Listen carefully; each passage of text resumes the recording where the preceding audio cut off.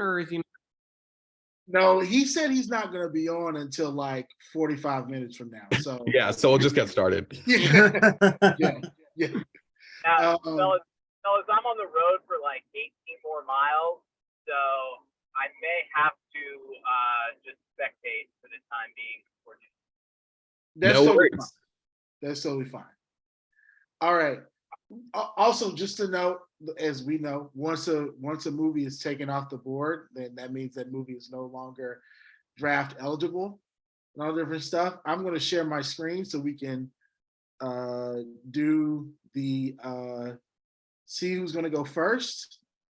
Oh, beautiful. You all can look at it and see that I'm not cheating. And all right, let's see here. Watch Varun get first. Don't go blue. Oh my goodness. I totally thought it was about to be me. That's sick. Okay, so Colin gets to go first. I'm gonna remove Colin out of the list so we can spin again. Oh shit. So Colin, you have the first pick. So you're on the clock, but not right now. Okay. I have the second pick. Well, Brian's not. Oh, right. We're just gonna skip Brian. Let's see. Let's go. You go third. You go Prime third. draft position right here.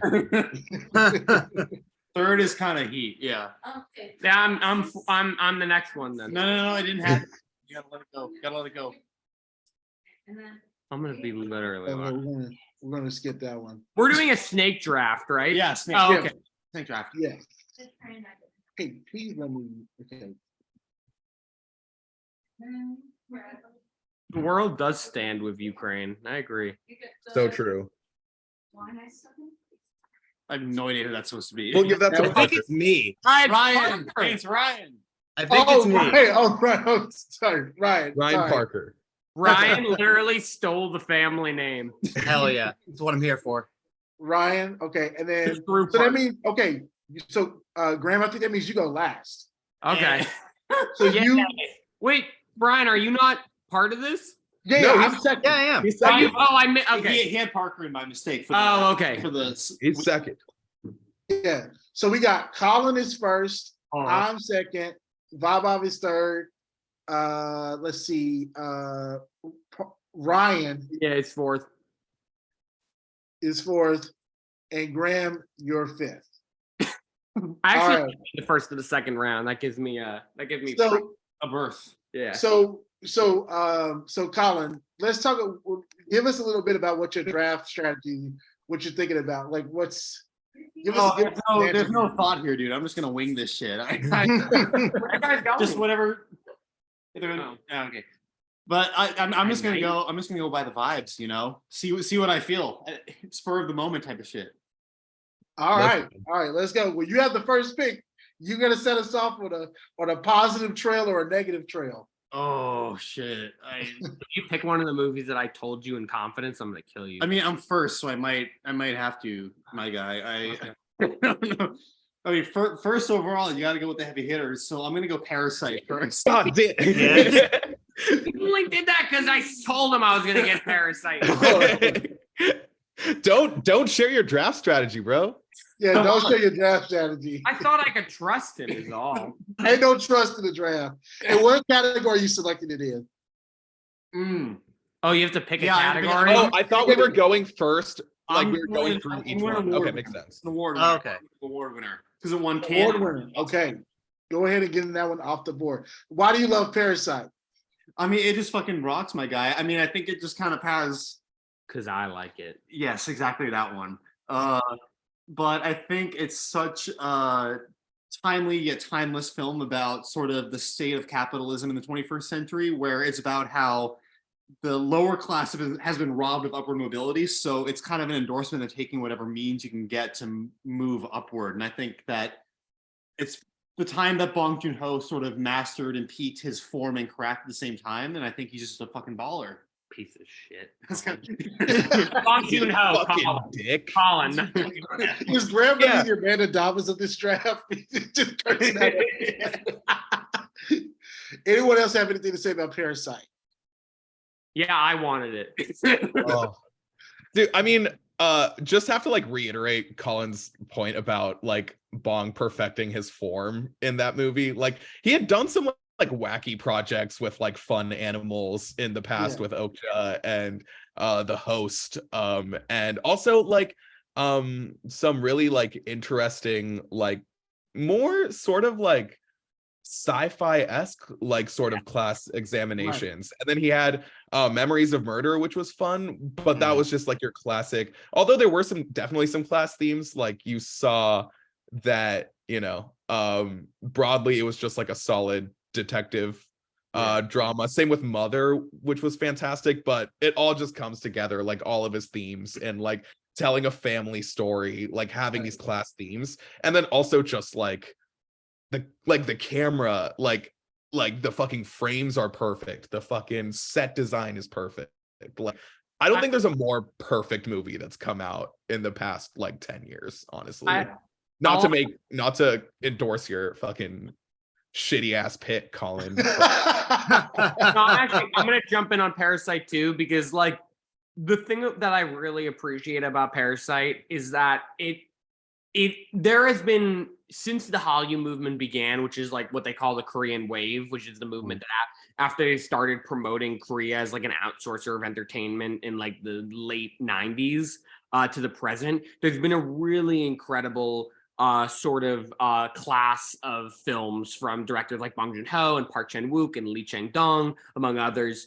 And Parasite, what I appreciate about it is, honestly, I think there are better, like if you really look through like the filmography of many different Korean directors, there are like better films. Parasite is definitely one of the best, but I think what I really appreciate about it is it really has introduced a lot of American viewers to the world of Korean film, who are now going on and exploring all these other directors and films as a result of seeing Parasite and realizing, wait a minute, there's something really cool coming out, and there's really some really cool commentary and some ideology and some themes coming out of this country that I didn't really realize, not me, but like people didn't realize were a major outsourcer of film for a long time. So I think it's just really interesting that this is sort of opening up the world to a really incredible group of films.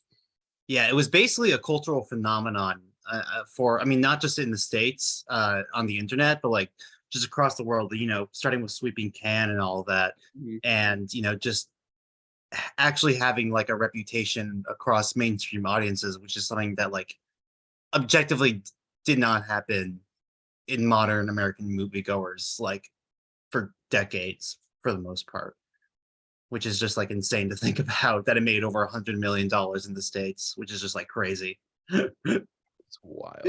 I'll say this: Parasite was the last movie I saw in theaters before the pandemic happened, and I think I waited so long to go to the movies like once they started opening, because like there was no more like final perfect like experience of going to the theater and seeing Parasite, and just like I just think about like the euphoria in the room on Oscars night when it did win, and it was like, and like people were like shocked and surprised that like this movie won, and then Bong Joon-ho is like, yeah, it's just this little American film festival. I know you don't like the Joker, but it reminds me of the Joker when he was like, I gotta go home. Whatever. He's just like, the Oscars don't matter, and here we are, like everyone in the room was like, fuck yeah, this movie won. So yeah, I mean, like I feel like we've all been chasing that high of like feeling the like last monologue from like the son as like the movie closes out again. I'm like, I haven't felt like that since that shit happened. Like that shit was fucking insane. Does it always feel like that Parasite winning Best Picture was the last good thing to happen in history? Yes. Yeah. Everything Everywhere All at Once was also a pretty good win. I was very happy about that too. Yeah, that's true. That's true. Not to call out other movies that people like Collins and steal from me later. Yeah. Graham's just giving out his playbook. So I love it. well, right. speaking of other moments in history, it's now my turn to draft. With the second pick, I'm gonna go with "In the Mood for Love" by Wong Kar-wai. Yes. As my and I'm going to select that in. I believe I'm going to select that in foreign language film. I basically came to Wong Kar-wai because of the group chat, basically. Mm. And like I'd heard everybody's like, you gotta watch the WKW films, you gotta watch them. So like this past December, I like watched like all of his 90s movies and this one was made in 2000. And I just think it's the most romantic movie I've ever seen. I think the way that it deals with love and about how romance is like the more you kind of try to deny it, the more it just happens.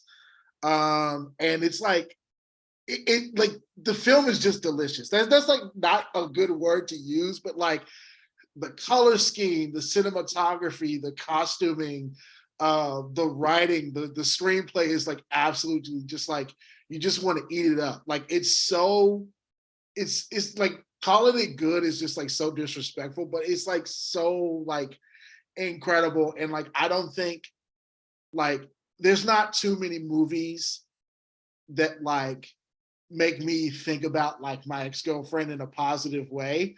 But this is one of them where it's just like, you know, like love and romance is just like this really hard thing to crack. And like you may want it so bad, but like you can't have it because of the circumstances of your life, but yet it seems so beautiful and just so heart-wrenching. And so I gotta go with In the Mood for Love.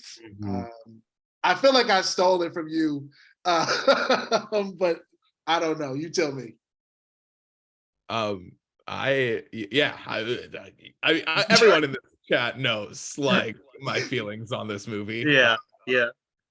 But like I will say, like, as much as it is like delicious and like it obviously reminds people of their exes and shit, but broadly, like the beginning being so almost like emotionally masochistic and like the like these two people who live with each other. Okay, sorry to like anyone who might be like listening to this for the first time, not coming to In the Mood for Love, but like I don't think fucking yeah. If you didn't already watch it or whatever, you know, like, but basically like these two people who like their partners are cheating on them and like they try to like recreate what the circumstances are and just like it like not ever clicking per se, but like in throughout that process like a new form of love forming, but like entirely under the umbrella of this like probably like painful exercise that they're doing. Like That's it's the just only stab in the back at the end is that they never consummate their actual real feelings for each other at the end. Like it's fucking have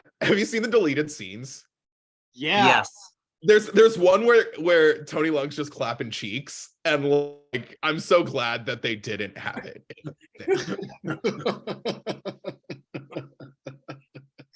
Yeah, and even like the making of it was like crazy. Like Wong Kar-wai, Tony Leung, and Maggie Cheung would literally like rewrite scenes on the day. Oh yeah, And, there was like- no real script. They were just like Exactly. going along. Like- how are these guys feeling today? This kind of sucks, right, dude? Like it's like Mike Lee doing like 10 times of cocaine. Like they literally would like make up characters on the fly, and that is just like, and they made like a masterpiece that like revolutionized modern cinematography. Like we wouldn't have like Barry Jenkins today if we didn't have Wong Kar-wai and like probably this movie in particular and Chungking Express. But like the fact that it was basically like run and gun, let's do it as we go. It's like that type of just genuine, almost like John Carpenter, like, we have this much money, we'll write it on the set just because we have to like make up for money and we'll make the best shit ever. Like it's just insane that they're able to do it with like what little resources they have. I mean, I think one thing that when you just go back to this point, like one of the things I think about is like when we think about love stories, right? We always think about the people that are like the most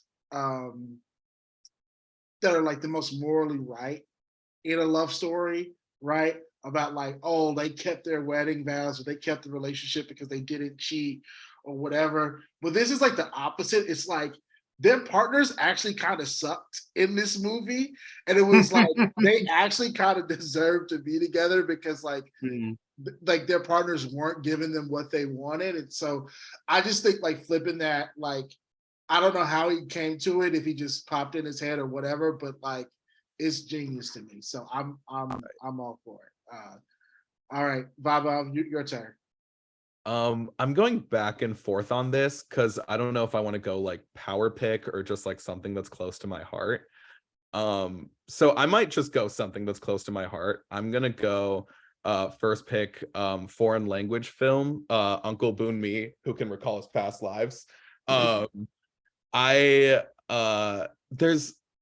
feel like when I watched this movie, like something unlocked in me where it was like, oh, like how I feel in my like spirituality is like being reflected on film, right? Like, and that's combined with like all the ways that a Pitchapong or Joe like is so special in like both inducing a like meditative state, but also Joe, like our close personal friend.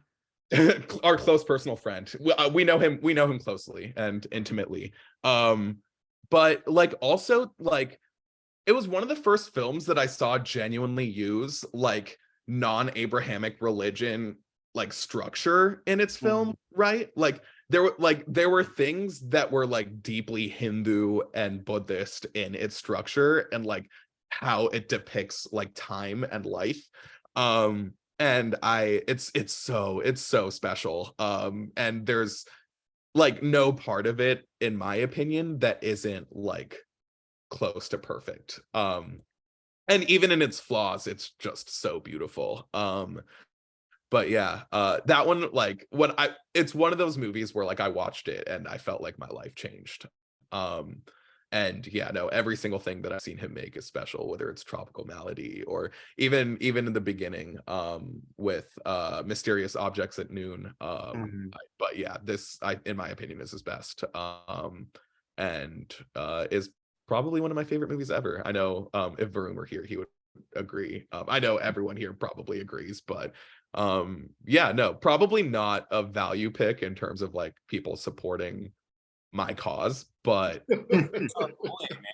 it's I'm just gonna have the best ones. Like I'm just gonna have the best ones, you know, and that's like all it's gonna be. The VV heads instead of the CR. I'm like a batshit Chris Ryan, but worse. Like, right.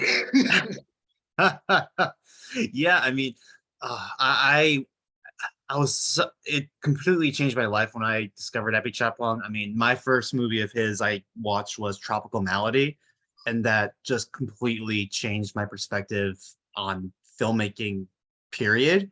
But like Uncle Boonmee, like the way he transcribes and grounds mythology and real life Thai struggles.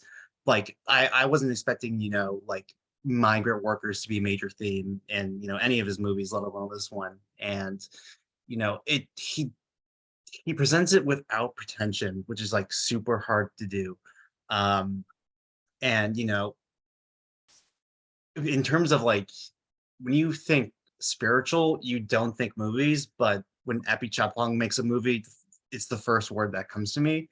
It just deeply, fundamentally changes how you view the world. And you know, his filmmaking style just feeling ever so odd, but intimate at the same time and almost atmospherically comforting. It's such a world-breaking thing to do. Absolutely. I couldn't say it any better, truly. Any other thoughts on Uncle Boonmee, or are we keeping it going? Let's keep it going. We got a lot of movies to get through. we got a lot more to get through. Yeah. Ryan Parker. Okay. Can I get clarification on Hater's pick? Wait, sorry, can I go back actually real quick? Yeah. Can I change my category to award winner, or is it too late? I already did award winner. Well, no. No, everyone's gonna do their own thing, Colin.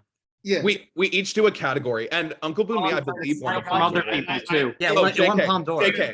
JK, completely scratched. Oh no, it did. It won the Palme d'Or in Yeah. Cannes. Yeah. So you, so want, I'm you gonna. wanted an I'm, award winner. You wanted an yeah, award I'm winner. doing it an award winner. Yeah, because Okay, there's too that's many fine. foreign language films I like. Okay. All right, Brian, what was your question? All right. What exactly is haters pick? I'm So not. this means is there a movie on here that you just absolutely hate? You're like, it should not be on this list, on any of these lists. But Oh, should that we, means take. we pick one that we hate? Yeah, Yeah. you pick one that you hate. Hmm. I kind of don't want to do that, so I'll do another category. Let me see. Yeah, I wouldn't put that as your first pick. Yeah. Yeah. Let me just check my list here real quick. The last round's gonna be all haters. It's strategic to pick a hater. It's all haters. Yeah, exactly. You know what? I'm gonna go with award winner first. And I picked this movie not just because I like absolutely love it, but I think it fundamentally changed, American independent cinema. And that movie is The Witch, Robert Eggers. Ooh, And super pick. I like it.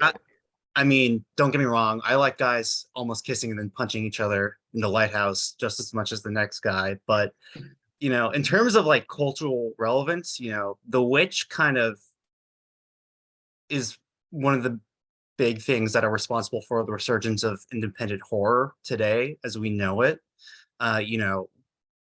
You can trace back Get Out and Hereditary, The Witch, and to some lesser extent the Babadook were, the pretty much the foundation of modern horror and even like low budget sub 10 million independent cinema in America, and what really popularized it, which was like this genuine hit. And in terms of the movie itself, it's a debut and it feels like it was made by Stanley Kubrick. How precise and the vision is, how incredible the acting is, and just it feels like it was made by someone who's making a movie for decades. And Black Phillips is my guy. No one fucks around with Black Phillip, our horror daddy, as we like to call him. And I just think it's fucking great. The score is amazing. The acting is borderline perfect, and it's just one of the most incredible like screenplays. Like he wrote it in authentic Old English, which is like staggering, and it's still like a compelling story that anyone can understand. We love a New England boy, We love and he's from New England, which which is I don't know if we love to all see love a it. New England boy, but I love these New England boys. I love these New England. Right. Hell yeah. I don't think you see someone, at least in modern, like he's a big budget, technically filmmaker now with like Northman getting fat stacks and stuff, but someone just completely engrossing himself into the environments that he's setting them in. Like I think Eggers would read just random journals from random people who happen to live in the time period just to sort of get sort of the tone and stuff. And I don't think you really see stuff like that, at least in period filmmaking in a modern context. There's no one really just sort of using the authentic sort of setting of these things, sort of heighten the paranoia, because it almost feels like an alien planet whenever you enter to Robert Eggers' world, like it's something so alien that you never know like really what's sort of crackling beneath the surface. And I think The Witch in particular, it speaks so much to, themes of like intense Christianity at the time, or like patriarchal like family dynamics and shit like that, just sort of all stacking together to sort of create a horror that almost we know is real, but is sort of circumstantial to like the familial, the family sort of horror that we're feeling in like the domestic setting, and I think that he sort of uses these historical backgrounds as a context to delve into sort of universal issues. And I think that I'm not sure if anyone ever watched it, but he did a writing seminar at like some BAFTA event, and like just diving into like how like his writing process and all that, and 99% of it is just research. And he literally says like, I don't know how I write. I don't recommend anyone write like this, like the only reason I'm able to come up with themes in my movies is just because I'm recreating the timeline and, and the time period and place and nothing else. It's all in the research, and which is just fundamentally staggering for a director to be able to pull off. It's just crazy. My only take on The Witch is that it's like she's not one of my favorite actors, but it is Anya Taylor-Joy's like best performance in a movie. Absolutely. Like and like I like people know like I'm quick to be like, why is she like popular? Like I don't think she's that good, but like but I get why she became popular, because this performance in that movie is like absolutely breathtaking, and she is, you know, It was her debut too, which is just yeah, insane, like out of this world. yeah. Wild. All right, Graham, you got the final pick of this round and the first pick of the next round, so you get got to two in go a row. back to back.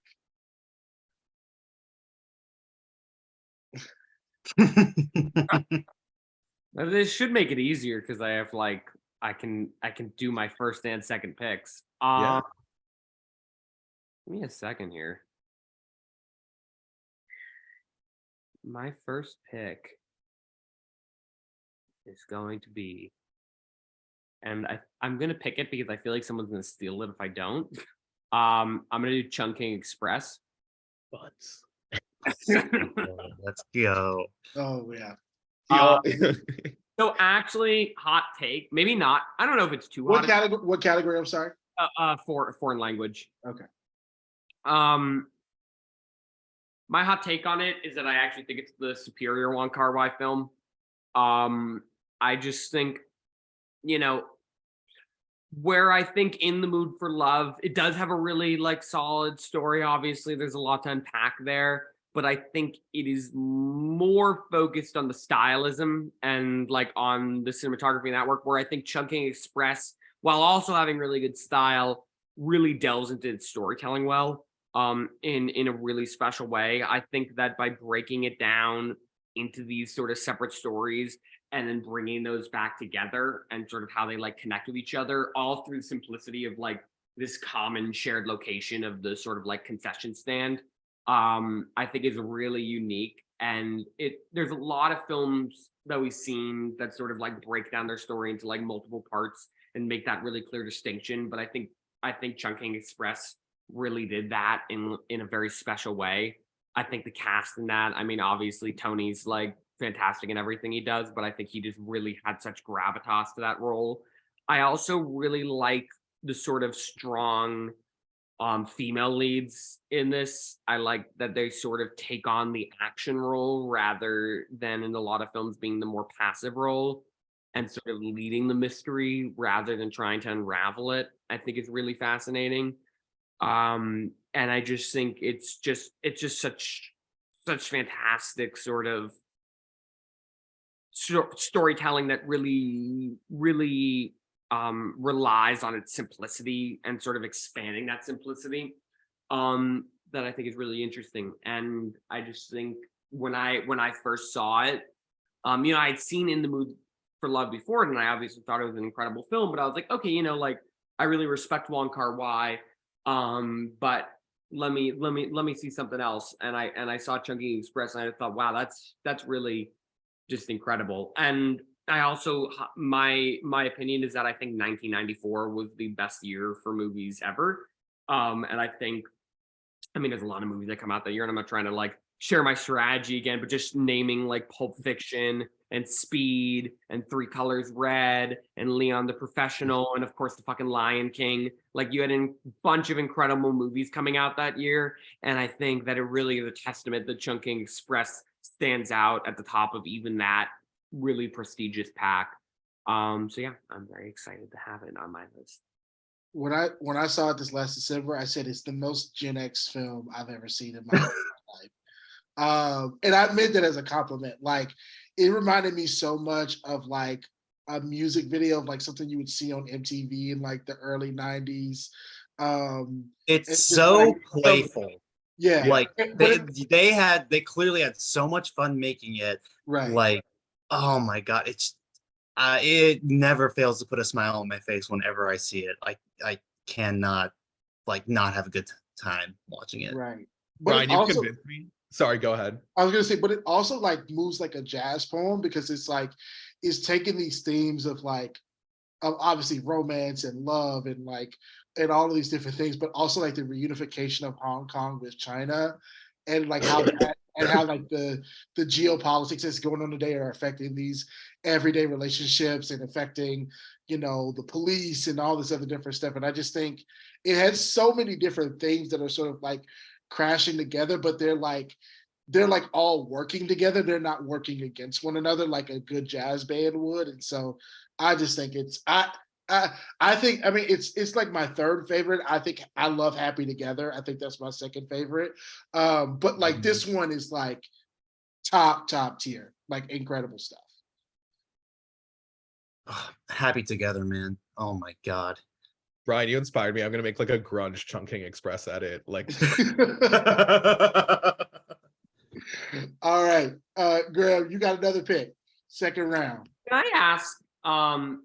This isn't necessarily where I'm going with this, but would it be possible to expand because animated? Oh, is it animated or superhero? Yes, you can pick a superhero movie or an animated movie in that. I think it was thought it was only animated superhero movies. No. I'm sorry. No. No, there's just a bunch of animated and superhero movies on these lists. Yeah. So I wanted to create that space for that. Plus, I love both. God, this is really tough.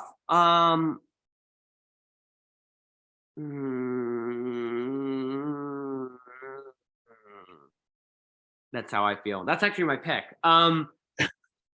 No, I'm just gonna go with my gut, and I'm gonna do Departed, and I'm gonna do that for award winners. go. And it's mainly because Colin stole Parasite from me, so I'm stealing his entire culture from him. Hate to see a bitch from Boston winning. So, but in all seriousness, coming at it again, I as I said before, and it is going to be kind of my philosophy throughout, that I'm really coming at this from a storytelling and writing standpoint more than a technical production or stylistic standpoint. That's my strategy here. But I think The Departed is just, it's such like, well, it's such an incredibly well-paced film. I think it's really emblematic of Scorsese, but I think it's his sort of finest hour in that he really went beyond out of his comfort zone. You know, he has no connections to Boston or that whole community, and he really like hit the nail on the head with understanding it. And the dialogue in it is just so incredible. It's fast-paced, it's loose, it's real, it's dirty. It is the best crime story, kind of in the same way that I picked Chunking Express. I think it's great at taking these different narratives and just finding the best way to fuse them together in ways that you don't expect. It has twists, it has turns, and I think that's what's really cool about it. Is it just takes, you know, it sets you up to fail basically, because it puts you on the path of these two very different people, and you look at the archetypes and you look at the stereotypes, you know, about sort of this guy who's brought up like he's going to go into the cop world, he's going to be the good guy, and then you have the sort of like down and out from an impoverished family, like doesn't know what he's doing, been in and out of jail, and it just totally subverts your expectations in the best way possible to people, and just really makes them face their best qualities and worst insecurities, and sort of reflects that in the other person when they come face to face, and sort of one of the most incredible climaxes. I just think it's one of the most rewatchable films to me too. I could watch that film 1,000 times and never get bored of it. It's just entertaining as hell. And you know, if we're going for the award category, it won the Oscar in 2006. It just has a lot of appeal there. So if I'm going for that sort of strategy of really sticking to the categories, I think it's one of the best Oscar Best Pictures I think that's out there. And yeah. Amazing. Can't say anything else. Who's your favorite performance in that, Graham? I have to know. God, I don't want to be the guy to say Marky Mark. Can I- Just can I Southeast say- can I Asians on say the this? chat. I think you're safe.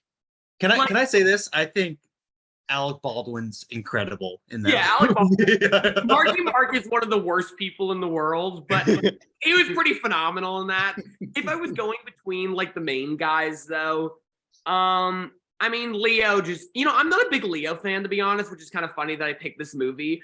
Yeah, I know. Vibe was giving me like a glare. I'm not a big Leo fan, but I think he really like had a gravitas in this. I think he was I think he just really sort of he brought the worst out of himself. He really committed to that. And again, like in the same way that for Scorsese, this was out of his comfort zone. He's obviously not a Costigan, like he's not an Irish guy from Southie. So, but he really seemed like one. And I think he just really like he really was good at showing you the worst of himself and the best of himself in that.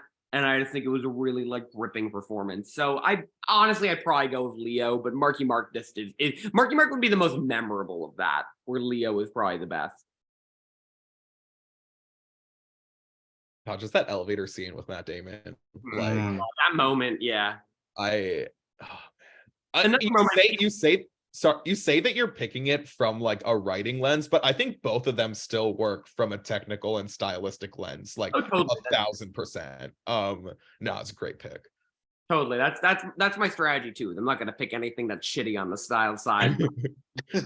It definitely it's what I would call like a writer's movie still, even with and then it just looks beautiful too. Like yeah. All right, Ryan. Okay, let's see. Okay, I'm gonna do. Oh crap! What are the categories? I'm gonna do my no white men allowed pick. Oh, I know. And No. don't worry, I promise this is a good one. My pick is A Brighter Summer Day by Edward Yang. I don't think a more perfect movie has been ever made, period. Who can just walk up behind a camera and make a 4-hour crime epic that happens to be about every single theme on planet Earth and get away with it? It's generally like an overwhelming experience the first time I saw it. Like, it's about nihilism. It's just like a gang war. It's about, Taiwan's history during the military dictatorship.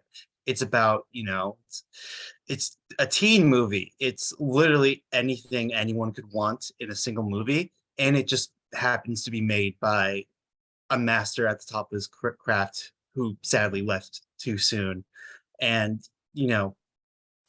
Edward Yang is just like the amount of talent that ran through his veins is universally like, I can't even put it to words. I mean, his sense of blocking, editing, and staging is genuinely next to none, and I don't really think has been repeated today by any sense of the word. Like, for me, this is like the epitome of a perfect movie. Did Edward Yang low-key make the best high school movie ever? Like, Yeah. Legit. I want to strut up in like a club wearing like a Navy uniform, like just to. Oh my god, it's just insane.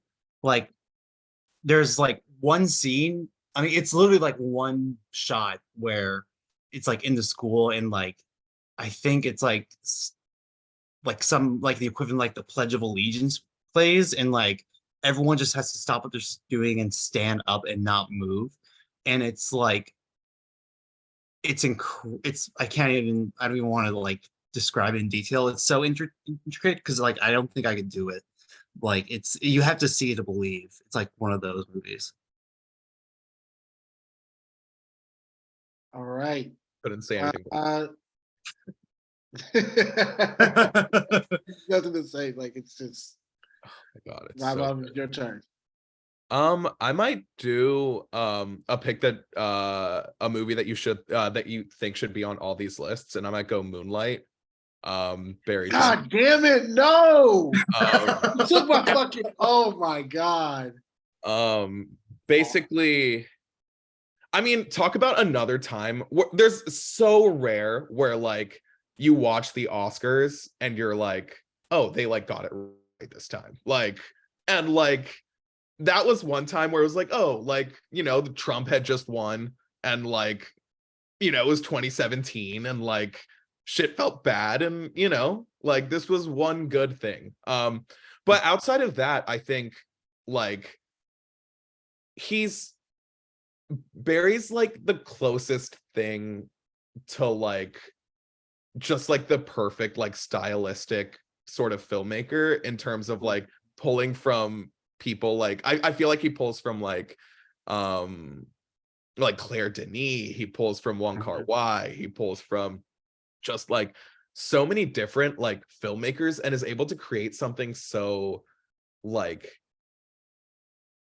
soft and beautiful, but also something so gripping. Like I and just like it's a perfect film. Like the way like one of my favorite just like depicting a life in film and like the three different I also felt like those three ages that he depicted were so beautiful in and of itself. Like I feel like that's when like romance also just like feels the most tangible, or like even in the very beginning just like setting the stage for like what his like romantic patterns would. It's just flawless writing. Like also beautiful that like Barry Jenkins was able to tell such a moving story that was like so like that took place so close to him in Florida. So like overall I think it was like the perfect meld of like the perfect filmmaker making something that was like the perfect subject matter, and just like probably in terms of just like technically and like even story, like just my favorite American movie in a long time. I it's probably my favorite American movie that will be like in this list for sure, easily. Oh my! I can't believe you stole that from me. But like, you're so right. Like, I don't think there's a day that goes by I do not see a Moonlight still on Twitter. Yeah, because it probably is, in terms of like just the way that it looks, the best looking American movie. And and everyone loves to show like the blue colors of when he's like a teenager. But I think what's like really incredible is the golden tint when he's an adult, and you have them in the diner.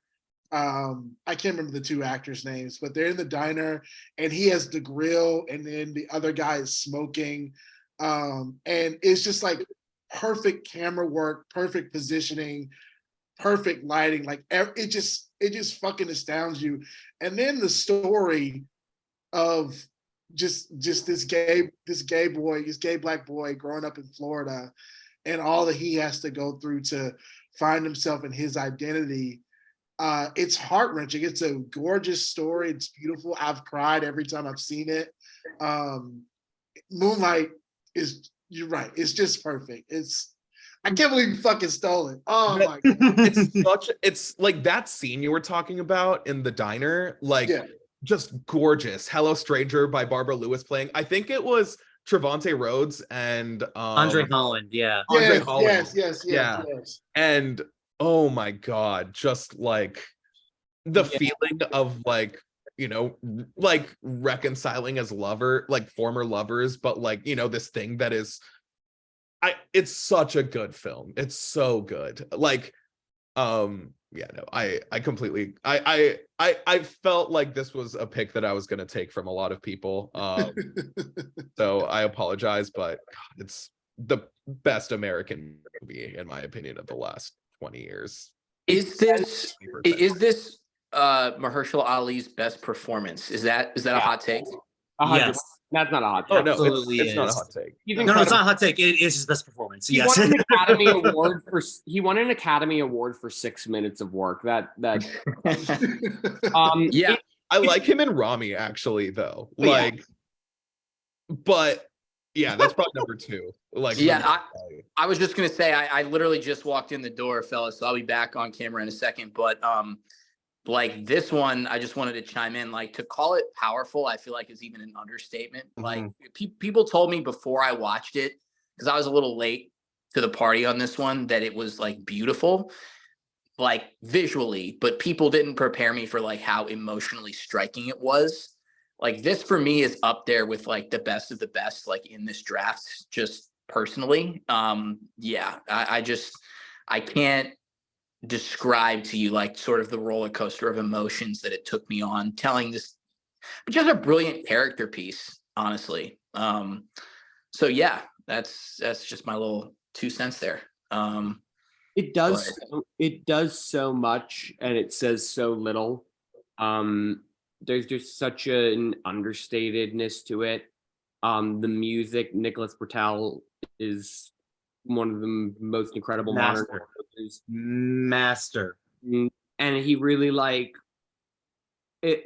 It just brings you. It takes you to a very small point in time and just expands it out. I mean, the moment that I think of, the diner scene is honestly, I think, one of the more understated moments in the film for sure. I think people think more from his like youth as sort of like you're bringing it down to 3 parts. People really, and I will say that one of the most incredible moments in film is sort of the baptism in the water scene with him as a boy and Mahershala Ali.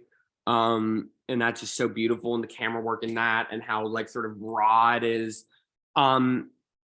Yeah, it's just, and it shows you a world that I think a lot of people weren't prepared to see, but needed to know about.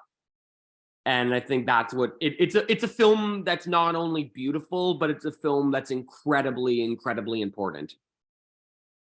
Probably one of my favorite films, just like, I mean, there's a lot of films that depict masculinity really beautifully. I'm sure Beau Travail will be picked at some point, but like, I think this is probably like my favorite movie that depicts masculinity. I know it's not like one-to-one, like growing up as an Indian guy and like Black masculinity, but like deeply like something that is like was able to like get to such like fraught and interesting battles that people are able to have within themselves and like depict them in like a beautiful and empathetic light.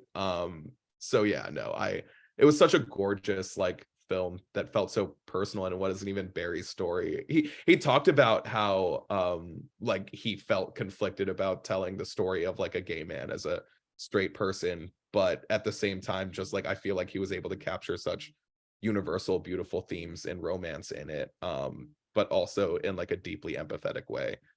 Even the beach scene I think about a lot, and like grabbing the sand as like just like one of my favorite just depictions of pleasure in general on film. Right. So yeah, great. You're given such access to like the characters, like to their thoughts and their feelings. It's almost like you're right there with them. Absolutely. All right. Well, I'm fucked, I think. Maybe a little bit. Okay, question for the group. Can I take a movie where a co-director is a woman, but there is a white man also? I know exactly what you're gonna pick, and yes, please pick it. Okay. If the group allows, I'm taking City of God. Yes. In the no white men allowed. You know, I'm not ashamed to say it. I love crime movies. I think crime movies tell us so much about ourselves. It's why like The Godfather is like so eternal to all of this. But fucking Little Z is like the best gangster I've ever seen on TV. Or in a movie. Like more than this is sacrilege to say, but more than Don Corleone, more than Michael, more than like any of the 40s gangsters or 50s gangsters from those types of movies, more than anybody in Goodfellas. Hell, even more than my guy Denzel in Training Day, who I fucking love. Like Little Z, his power, his bravado, his ability to just like to be so menacing and to just give you a look, and it's like, you fucked up. You know that like, and it shows from a little kid, this motherfucker was the man. He did not give a fuck about anybody. Yeah. And like, I just think it was such beautiful storytelling. Like, I hate to like knock my own pick. The only reason why like this movie is probably not more beloved by me is like I find some of the narration a little bit annoying in the movie, but like I think showing that part of Brazil that like you've never seen before, besides like, you know, we see all the beauty of Carnival and like all of that different stuff. And to show Sao Paulo how they did was just like absolutely incredible. And it's just immaculate to me. And so that's what I'm gonna do. I'm gonna take City of God there. I think Lil Z is like top 3 21st century movie villains for sure. I think the opening montage where it's showing him as like a 5-year-old child just going on a murder spree is one of the most just shocking and harrowing. Yeah. So out of the blue, just like it's sort of the like perfect mirror to Rocket's sort of story where like a kid who's like, oh, I'm gonna come up and like be a photographer, and then the exact opposite. It's like, oh, I'm just gonna come up and murder everyone that I see in my sight, and it's Right. harrowing, and you can just like see the sort of the pure just glee that he feels in causing just crazy misery in the favela. And I think it's such a strong take that you don't really see in villains that much. Is people who like from a young age are just so gleefully evil, basically. I think Lil Z alone makes this movie just Right. I Yeah. guess I'm Lil Z forever, but The world building in this is also just so incredible. I mean, it's not just Little Z, but it's like there's so many characters and there's so much to juggle. It's From like it's myth making almost. Yeah. Like it's incredible. And For sure, for sure. yeah, and yeah, usually and I'm really happy that you chose it as like you know, because it was directed by a woman, because like co-directed, because it's so interesting seeing like the names who are attached to this. Like the only 2 people who like had like legitimate careers after this were Alice Braga and Fernando Mireles, like the 2 of the only white people who worked on this movie. And neither of them really were able to rebuild like this kind of juice afterwards. I mean, especially the director, Fernando Mireles, who got an Oscar nomination, whereas co-director didn't, and I'm forgetting her name at the top of my head. And it makes you question, like, was it her who had the juice the entire time? Kaita Lund is her name. Katia Lund. Okay. Katia Lund. Yeah. And yeah, she was like uncredited for like the longest time, and like it puts it so it's so crazy, like just in perspective. I'm going to throw in a quick plug for citizen journalism, photography, capturing the moment as it relates to this movie, just like the side passion, you know, to have that camera in his hand 24/7 and just like capture everything as it happened. That's just my sort of journalism brain kicking in. But I thought that was a really nice touch. And it's like, how would we know the story if not for them being there to literally capture it all in real time? So just a little aside that I had. No, I think you're right. I love Rocket's character, and I think you're making an excellent point. We don't know we don't know about this world unless like Rocket is like everywhere. Two more points I want to make. I think my favorite performance in the movie outside of Little Z is Benny. I think Benny is so charismatic. I'm shocked that he has not done anything since then, because I think like he's like such a, you know, suavemente, just like such a like a cool dude. Like, yeah, like everybody loves him, but he's like his charisma just jumps off the screen. And like the scene where he dies, like I love the movement of the people and the camera in that scene. I also love the scene where it's after Rock is going to go like look for a joint or whatever, and he shoots the guy in the leg, and like Lil Z shoots the guy in the leg, like, you know, this is my territory now. Like, who told you could have this territory? I don't know. It's just incredible. I love it. So I'm just gonna finish up there. Yeah, and like the timeline of like the time lapse of that apartment's whole story, like being like that encompasses the whole movie right there. I mean, just that one little snippet, and oh my god, it's good movie. Good movie. All right, Colin, your turn. damn, I'm trying to figure out. I'm 2 in a row right now, so I got to figure out what category I want to put where. So let me see. I also think while Colin does that, I might suggest that we institute a rule, just for time standpoint, that we should try to like just have maybe one person or two people give commentary on your film.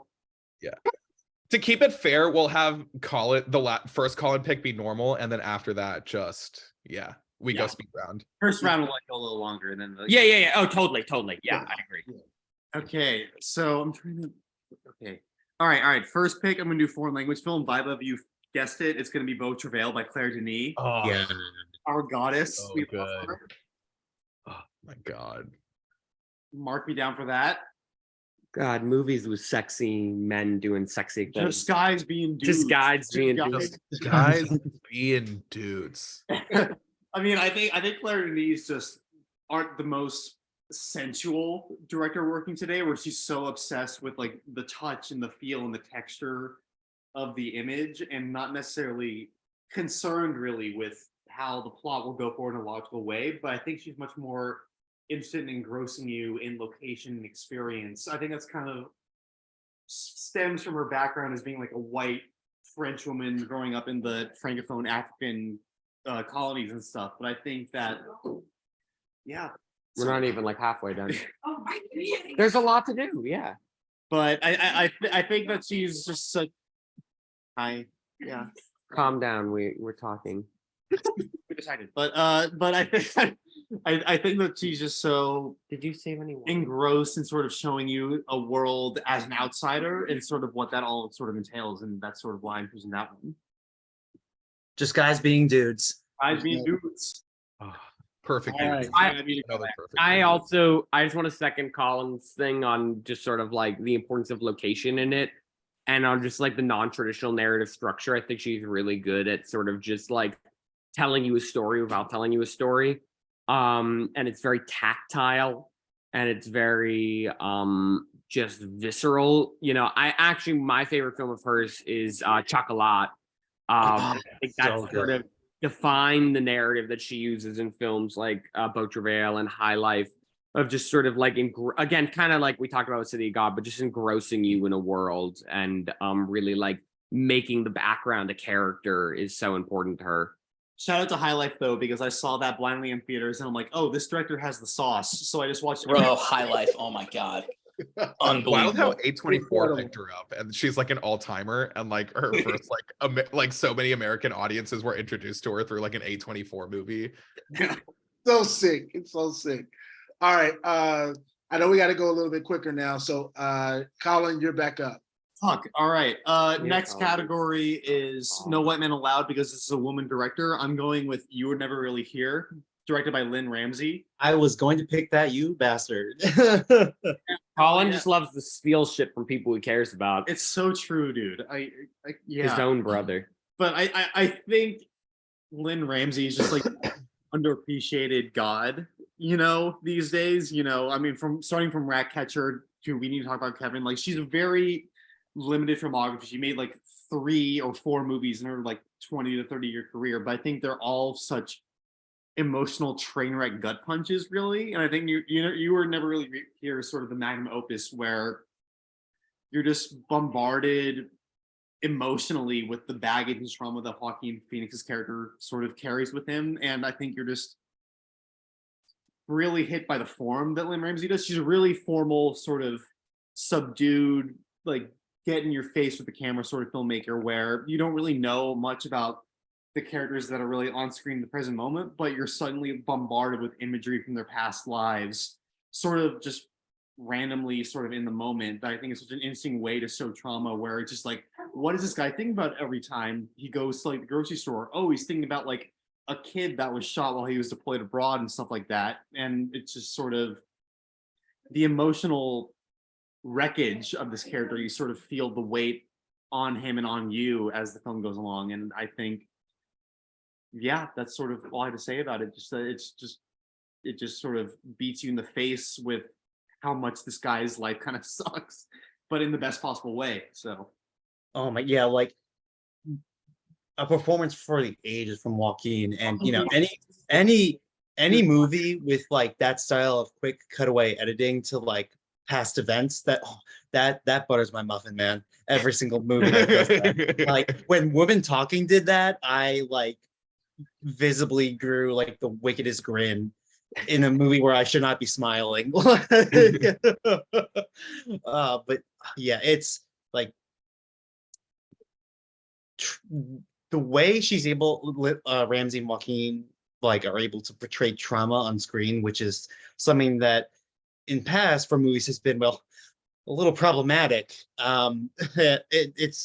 It feels genuinely human in an ordinary, probably impossible circumstance. Yeah, in other movies, it's just like I am so sad all the time. And in this one, like Joaquin Phoenix, I think in the whole movie says like a dozen words the entire time, and it's just sort of just looking at him, just kind of staring off into the distance and shit, and also just being bombarded with those sort of jump cut edits into his past life that are kind of understated, but you just feel the toll because it is just the jump cut slaps you in the face. Be like, yeah, this guy is dealing with shit.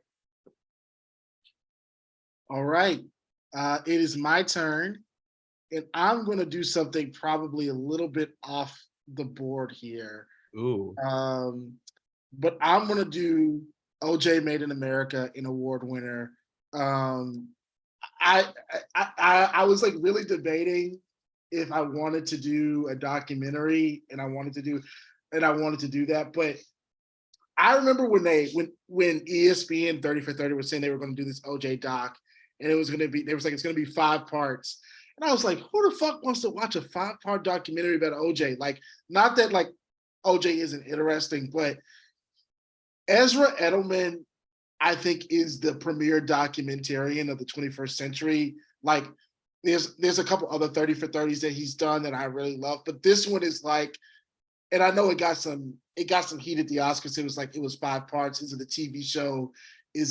But like, if you really think about it, it is a cohesive film about really an American tragedy, but like also just a story of like our modern times of celebrity and how celebrity is able to get away with stuff, and like how we build a myth of a celebrity and how we build them and how we let them get away with stuff. And then, obviously it's about policing in America, and that's so prevalent now. And like, we don't really think of like Los Angeles as this like, one of the Black cities or whatever, but like Los Angeles truly is a place where Black culture has thrived and Black life has thrived. And I just think the interweaving of politics and Hollywood and sports and just like everyday life, there's some really chilling moments in there, especially when it talks about the Nicole domestic violence stuff, that like has given me as much chill as like some of the best thrillers I've ever seen. I think some of the commentary from OJ's friends about how he was going to lose himself, and the way that they place it in throughout the film is just absolutely incredible. And like every time I've watched it, I've come away more and more blown away that he was actually able to achieve the greatness that he achieved in it. Like, I think that was a really hard job to do, and like it could have gone wrong in so many ways, but like I think it's just absolutely perfect. So that's going to be my award winner. Fire pick. It's been a long, I need to revisit it. But he also made the Magic and Bird 30 for 30, right? Right. Yes. Really good. Really, really good.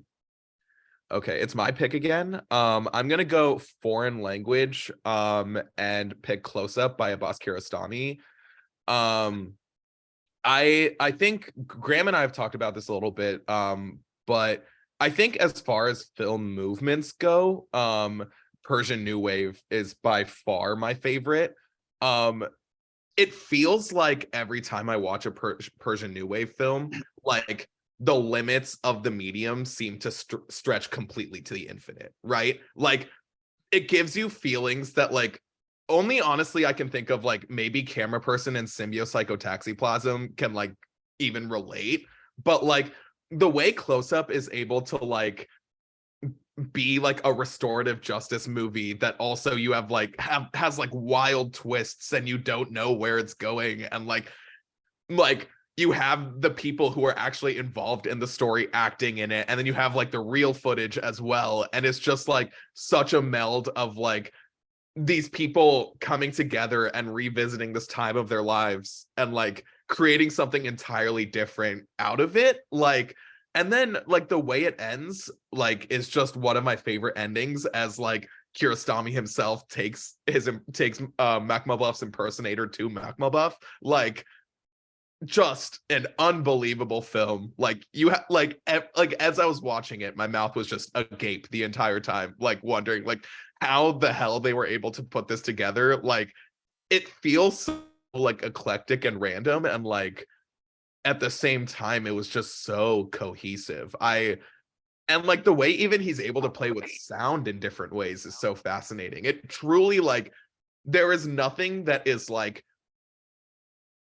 within the parameters of like what technology was and like what they had access to. There was nothing that was out of bounds for Kiarostami, and I think that's fucking awesome. Like I think that's what like every movie should be. So yeah, no, I pick Close Up for with foreign language. I think Atlas is like the god tier sort of meta filmmaker almost. He's so introspective about it, like everything from Close Up to like Certified Copy and Taste of Cherry and stuff. Like he wants to make you aware that he is making a movie and he's fucking with what it is to be a movie. Like his movies just tread, like Close Up in particular, like treads the line of fiction and documentary so well, where it's like, oh, it's a documentary about like this impersonator, but also it's a recreation starring him and shit. And like it's the most insane meta narrative sort of stuff. And he is a guy who just is like, I'm gonna break the movie. Like he's a lot like Olivier Assayas, who I love, and he like sort of turn the camera back into the camera in a way where it's like we're gonna make movies about making movies and what that means about the art form. And I think that Close Up is such a good example of that. And also like entirely unpretentious. Like oh yeah, just like yeah, everything was batshit but made sense. Like and then also just like kind of, I mean, that I feel like is the pinnacle, but like oddly him creating this docufiction style, you have like Jafar Panahi, Mohsin Makhmalbaf coming out of it, and like Asghar Farhadi, and like just like this incredible like lineage of just the most talented. And even with Hit the Road recently and Jafar Panahi's son, Panti Panahi making that film, like just this incredible lineage coming from this film that, I mean, from his filmmaking, and also the film that he made, and also just such a deeply empathetic film, like, and one of the most empathetic filmmakers I think ever in terms of like he never goes like at the impersonator like with a sense of like hatred or something. He's sort of much more sort of coming from a place of understanding like what his characters are feeling in any moment and what they've been through and stuff. right. And he uses It's also like healing process almost. it feels like that he himself feels like is like questioning whether or not what he's doing is exploitation. Yeah. And you know, that's really comes across, especially in his like 80s and 90s movies. And you know, is it makes you question whether or not he actually hates the art form in the best way possible. All right, Ryan, your turn. Okay, Or we I'm just gonna talked get about Close Up also. I was just gonna tell Vern loves Close Up also. He loves Persian New Wave. That was my last pick. So yeah. Wait, what? Did you say my name? Yeah, my last pick was Close Up. Oh, I fucking love that movie. Yeah, anything by like Panahi, Makhmalbaf, Kiarostami is a controversial pick, but like I love his work. at least. Controversial person, but we're not gonna get into that right Yeah. now. But we should. Not a good person. But as far as film, such a good film. Sorry, Ryan, to jump in, but I know. No, any excuse to talk about Kiarostami is like a good excuse. Yeah, I'm gonna get the $1 billion elephant out of the way, and that's just Lord of the Rings, man. I mean, come on. I mean, if you're not riding with the Rohirrim, like get my contact info out of your phone, dude. Like, ride for Ruin, dude. Like, I mean, I'm talking about Return of the King in particular. I mean, just a perfect ending to what would on paper seem to be an impossible feat to do. Yeah. Just everything is thrown at you. Everything has come to a perfect conclusion. Perfect character. Samwise Gamgee is the hero of all heroes. Let's go, my man. And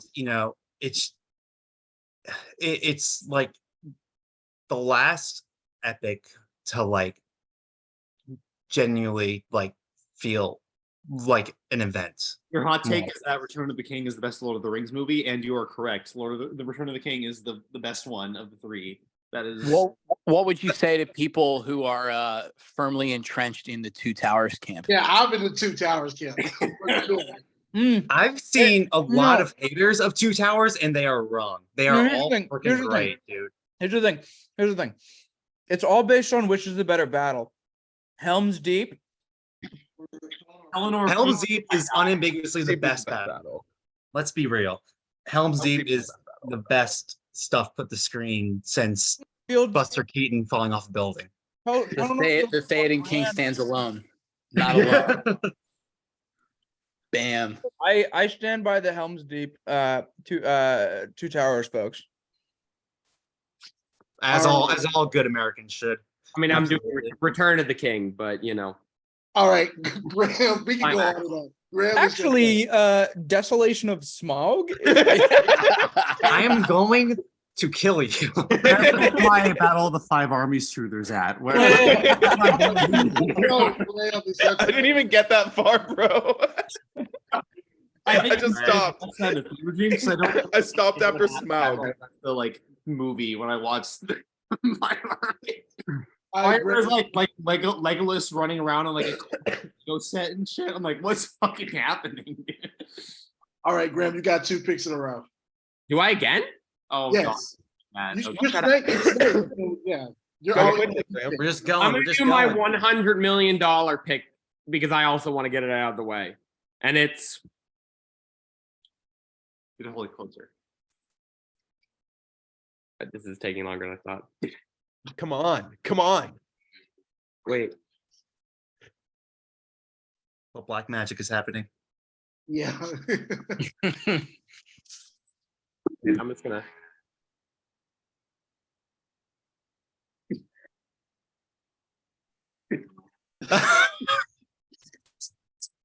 Oh my god. My Graham. $100 million pick is Iron Man. Oh my god. That almost went in my hater pick, bro. I'm joking. I'm joking. No, I'm joking. no, Iron Man is good. I'm joking. Iron Man is great. Iron Man is really great. Okay, I'm gonna get my No, it's not. My Spotify algorithm's gonna be tainted now, bro. Why? It's a good song too. Shut up. Okay. Say what you will about Iron Man. Say what you will about Marvel. I'm a Marvel lover. It is something I grew up on. If we're looking at movies that are modern classics that are going to be things that people are talking about in 100 years or whatever, people are going to be talking about the MCU, and the MCU started with Iron Man. That's just a fact. And it's an entertaining as hell movie, and I think if I'm looking at my 100 million category, I also kind of see that as sort of just like the big budget sort of what's the mass appeal category. And I think Iron Man's a movie with mass appeal that also still does have heart.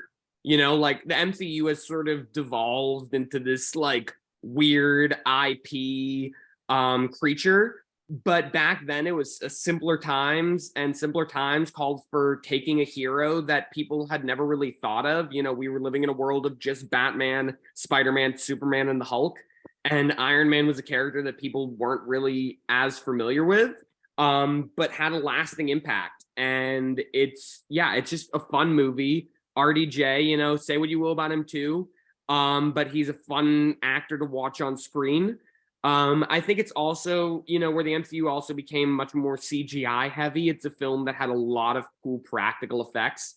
I mean, also the first the first quarter of that film is just like kind of very real world. Not really a lot of superheroes, just sort of like a pretty grounded reality. Maybe some bad political undertones, but still certainly something that felt like grounded. And I think it was a good way to sort of insert yourself into a world of heroes. And in a whole sort of 20 years of shit, good or bad or indifferent, kind of came out of that world. And I think it's important to sort of recognize the impact of that. All right, your next pick. Oh God, shit. Can I have a minute? Yes. anyone got anything to say about Iron Man? Yeah, can I was somebody? just- I was just gonna say that Elon Musk wishes he was Tony Stark. No, Iron Man. I mean, just putting Robert Downey Jr. Like Robert Downey Jr. is obviously talented, and like without him, like that entire like $1 trillion like franchise, like although it is every single movie anymore, like it is only that, like it was for a reason. It was so unique, and they were able to really pull out this backbencher, not really backbencher, like I would say like B tier, like Marvel superhero, and really build an entire franchise around him. I mean, he's All right, an A-list Marvel person now. Recasting couch. Who else could play Iron Man other than Robert Downey? No one. Not gonna happen. It Yeah, makes me like, if they did it would be stupid. it makes me shrivel to think of a world where Tom Cruise ended up getting. Yeah. Oh, yeah, I don't That would know. have just been robotic. Yeah. Gonna be CGI Robert Downey Jr. Yeah, I think he's the only, like, yeah, it's almost inseparable. I can't imagine anyone else. He doesn't. You need someone sort of with the baggage of Robert Downey Jr. to play that part as well, because like you got to believe that like Tony Stark is gonna fuck up this company at the same time, and like there's no. I mean, maybe Ezra Miller could do it, but we saw him with the. But in all seriousness, like there's no like actor out here now that like has the baggage that we would like forgive enough to like let them come back and like play a role like this, like play like Tony Stark. So, Graham, are you ready? I'm ready. Affleck. All right. Stop. Iron Man Affleck. Go. You just his back tattoo would turn into a machine around him. He's an eagle. The fire of a dragon. All right, make your pick. I'm doing No White Men Allowed next, and my pick. This could work for a lot of them for me. This is one of the most near and dear films to my heart of all time. My pick is Like Stars on Earth, Tara Zamin Par. Let's fucking go. Let's Let's go. fucking go. That's what I'm talking about. That's the right pick. It's such a beautiful movie. I cry every time I watch it. Amir Khan, who is obviously one of the most incredible and prolific actors in the world. You know, talk about Robert Downey Jr. There's Amir Khan right there too, and no one in America has even heard of him for some reason. But he's fantastic, and he took this moment to be like, "Hey, listen, I know I've been given like multi-million-dollar budgets, and these really like big films in cinema, but I'm just gonna really take my directing role to sort of highlight something that feels important to me and feels like it's not really covered, and that's sort of kids with learning disabilities, and kids who suffer from particularly dyslexia, and just aren't really recognized, and their voices aren't really heard. And we talk about like when we talk about films where directors who can really highlight, encapsulate the life of children and get down to their level and to their perspective. And everyone says, oh, Steven Spielberg's the best at that. No, Amir Khan's the best at that, because he just made something so beautiful. He really like dove into this child's world, and he showed us why a lot of us have trouble learning, and a lot of us learn at different paces and don't really conform to the structures that be. And he said, like, let's focus in on these kids. And he built this, and he brought him into the world of art and music and sound and light and color. And it's such an incredible, like, honestly, even talking about it, I'm like near tears. It's such a spectacular film. The final sequence with the art competition, and sort of just saying that, like, we don't all learn in the way you expect us to learn, but we all are beautiful and special and important in our own ways. it's just phenomenal.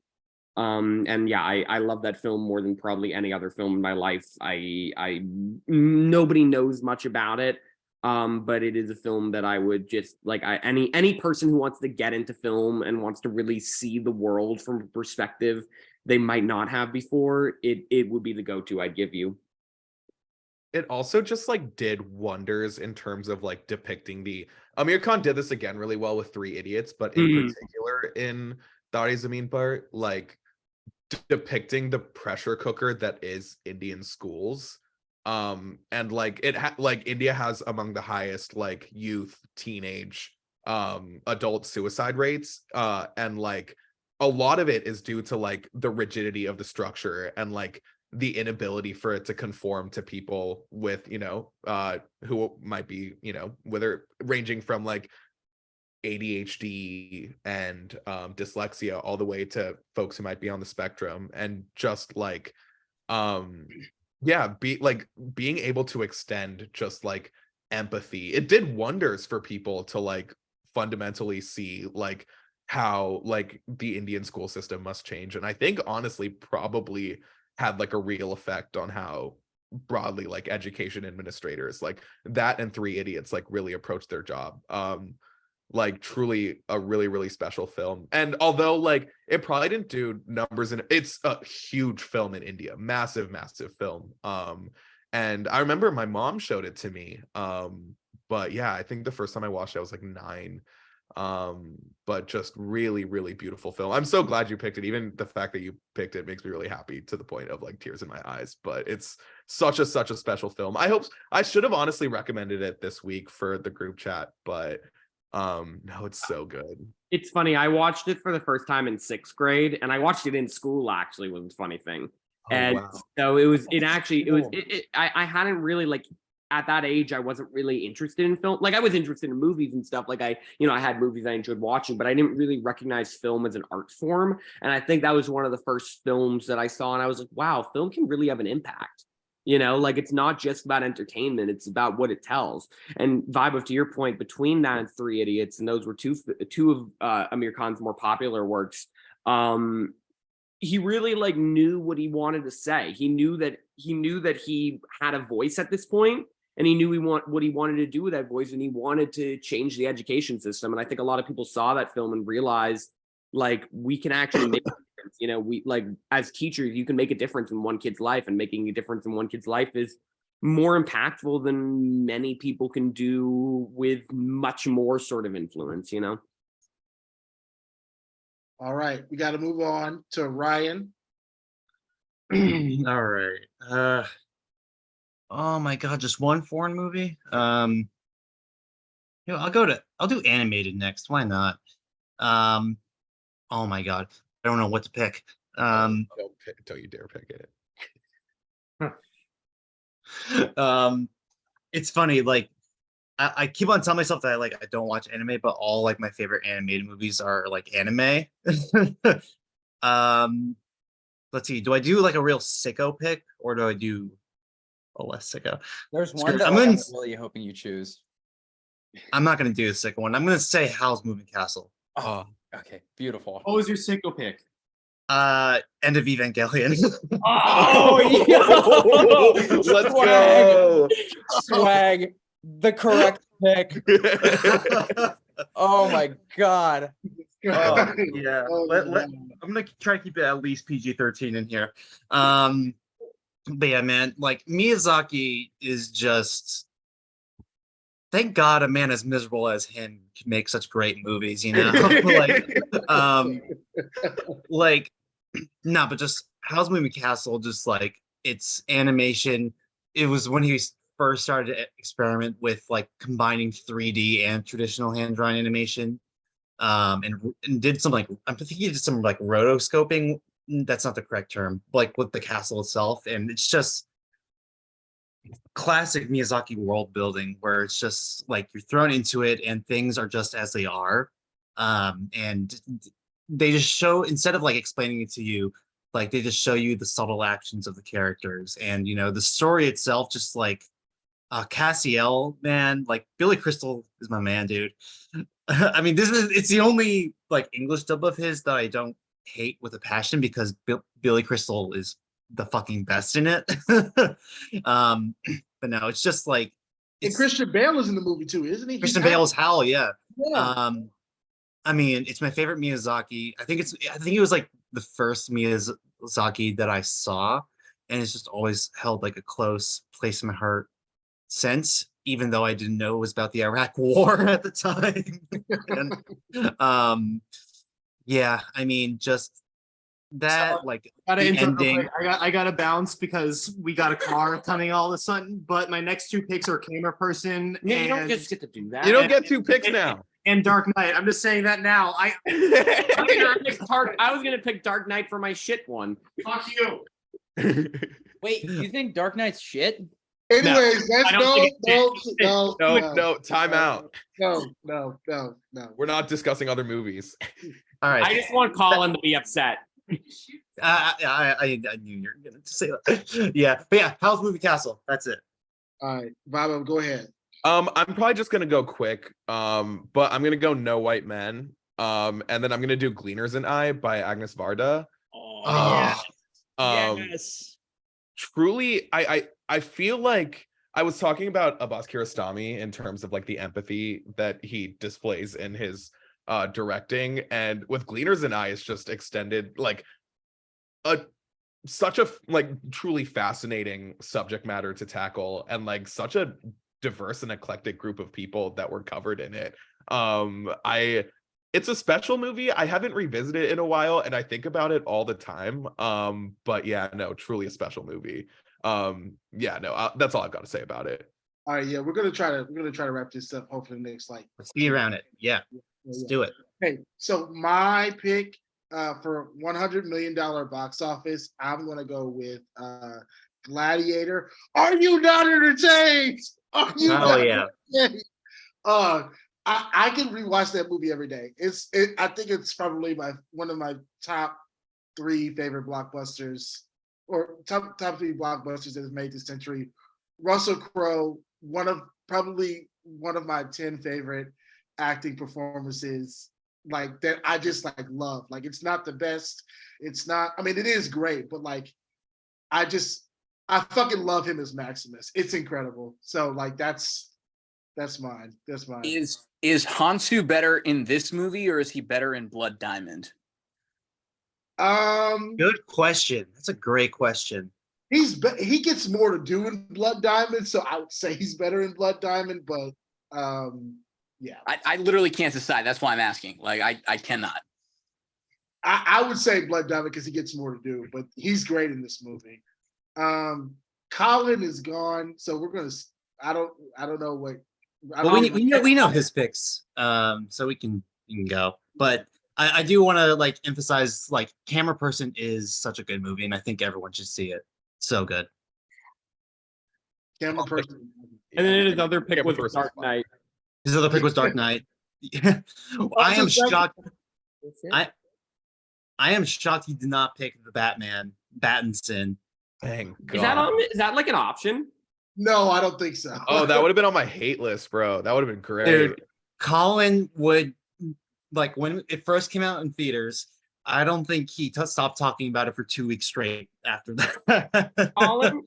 Colin's to Batman is to Colin what Iron Man is to me, where we just like it's an unreasonable love. We just ignore any reasonable criticism of them. Yeah, That's Spider-Man with me. yeah. Yeah, like you could like give him the shittiest Batman movie or me the shittiest Iron Man movie, Iron Man 2, and we'll still like defend it to the end, you know? I think it's my turn again, and I'm gonna go animated here. And there's so many I could pick because I love animated movies like Ratatouille, Toy Story, Lion King, which is like my favorite movie ever. But I'm gonna go with Princess Mononoke. It's my favorite Miyazaki movie. I just think the story about environmentalism, the story about how humans got disconnected from the earth and how the earth is all connected together, and like how, basically right now, like we're not coming together to stop climate change. And in that movie, the tribes don't really come together to try to stop the humans from destroying the forest. They're kind of all separated. I think it's Miyazaki's most beautiful film, his most imaginative film. Like, I know people are like, well, what about Spirited Away? And like Spirited Away is great, but like I feel like this one is way more grounded and way more thoughtful in its approaches of like the themes it's trying to tell. And so like just give me that. So Yeah, I always forget like how shockingly violent it is compared to his other movies. Like limbs go flying off, people are torn apart by wolves and shit, and like a spirit deer gets its head blown off. You see like that like pig. Close your ear. You see that like pig like genocide. Yeah. Oh, shit is crazy, dog. Shit is crazy. Like wild. Like I like almost had nightmares after that. Like, oh my god! And like the disguises with the pigs. Oh my god! Brian, Incredible. wild. Brian. Such a good pick, Brian. Ryan, first of all, yeah, great pick. I am absolutely shocked you didn't pick The Lion King, but Yeah. I know. I think Princess Mononoke is the best animated movie ever made. Like to me, like I love Lion King. I think Lion King is perfect. It's number 2 for me. But like, I think I've rewatched Princess Mononoke like 3 times in the last year because I've just been really trying to study it and like see if it's like better than Lion King. And like it to me it is. So Emily wants to say something about Princess Mononoke real quick because she loves it. Hi, Emily. Emily's here. It's perhaps one of the best representations of like human versus nature that I've ever seen. 100%. And like watching it makes me want to go live in the woods. Okay, I'm exiting. I'm not going to join the film bros. Vibe, it's your turn. I'm gonna go $100 million pick and pick Get Out. Just what like probably like peak like first film, I think. Like truly like Jordan Peele was such a master of his craft like from the beginning. Like, and then also just a cautionary tale about white people. No, but broadly like no, just like what can't you say about it? All the subtext, and also just being like one of the creepiest movies ever. He really like perfected this interesting style that just has not let me down yet. So yeah, no, just I have to tell my story about Get Out real quick. Oh, please. It's so I'm not a horror guy, and like I've been leaning into it more. So when the Get Out comes out, all of my friends was like, "You need to go see it. You need to go see it." I'm like, "I'm not trying to be scared. I'm not trying to be scared." So I was dating this girl at the time on the soccer team, and she was a Nigerian, and she was roommates with this white freshman from Georgia, and they was like, they're gonna watch Get Out as a movie night. And I was like, oh, okay, I guess this is the perfect time to watch it. Like, I could be scared in front of my girlfriend. We've been dating for like 2 years now. Like, it's fine. And I knew nothing about the movie whatsoever. And I'm watching it, and I just start dying laughing the entire time because like all of the experiences in the movie, like the first like third to half of the movie, like I've experienced in my life of someone coming up to me like, "Oh, you look like you play football," or like, "Oh, like they say some weird political shit to you or whatever," and my girlfriend's friend is over here like hiding like behind the pillow because she's like so scared and so creeped out by the movie, and I'm on the other side of the couch just dying laughing. And my do you want to get kicked out? I was like, no, I'm fine, I'll calm down. But like that's why I kind of think it's like the best comedy of the 21st century because it's just like dude, when he's like, I work for TSA, I know this shit. Like, no, dude, truly. But the irony of Josh Lyman from The West Wing telling Daniel Kaluuya's character being like, I would have voted for Obama for a second term, for a third term if I could. Like that got me because I was like, holy shit, dude, it's Josh Lyman. Like I was like that got me. No, it's hilarious. Like, one of the best go ahead, one of the best like fish out of water movies. Like I was dating this girl in high school who had British, like her dad was British and her grandparents were, and like just like the like wildly like fucked up shit that they were saying, but like you kind of like had to keep a smile to your face. And I remember that entire time, like that was just like the feeling of like growing up in Duval, Washington more broadly. But like that entire time, like as soon as I had that conversation afterwards, I was just like, I want nothing more, honestly, than to just like break up. Like I like we've been together for a long time, but this feeling right now that I'm having, I just want this to end. Like I want nothing more than this just to end. I think that was when I decided to move across the country. Like genuinely, like and it caught that feeling, and I don't think any other movie has got that feeling before. Don't And worry, I darling, think- cry. don't worry, I think don't worry, darling tried for the white woman, and I think that was really beautiful. But yeah, no, nothing had gotten to that feeling before, and it was really special. I remember watching that and just being like, oh my god, like Oh yeah. And it's so funny, like, going back to like the Josh Lyman thing, like Bradley Whitford is like such peak like liberal that like he didn't get that like the vote for Obama 3 times was a joke in real life. Like that is like the funniest shit to me. He just Jordan Peele bamboozled America. It's amazing. I love it. Dude, Right. Whitford, It Whitford was was like a much wilding more- on Twitter, like all throughout like the last election cycle. Like Whitford, like Whitford's become totally unhinged, like on Twitter, like in a good way. He's just like he's like a troll. He just never stops. He's got this motor that just keeps going. So like to see him in that role saying that line, which I agree with you, like it makes perfect sense that he would not have thought that was a joke. It was so great to me, and just the irony was so rich. it was like a much more tamed down version of like Chet Hanks and Liam Neeson being on that last season of Atlanta. Like it was like it was just like, oh, like we see what you're doing here. Like this is fucking awesome. I can't believe you pulled this off. Like but yeah, no, it was such a good, like the casting choices. Skarsgård was in there too. Skarsgård was on the last third season of Atlanta too. Oh right. Hannibal version of himself, which he was himself. Hell yeah. All right, Ryan, it's your turn. Okay. Okay, I'm gonna do Lover's Pick. I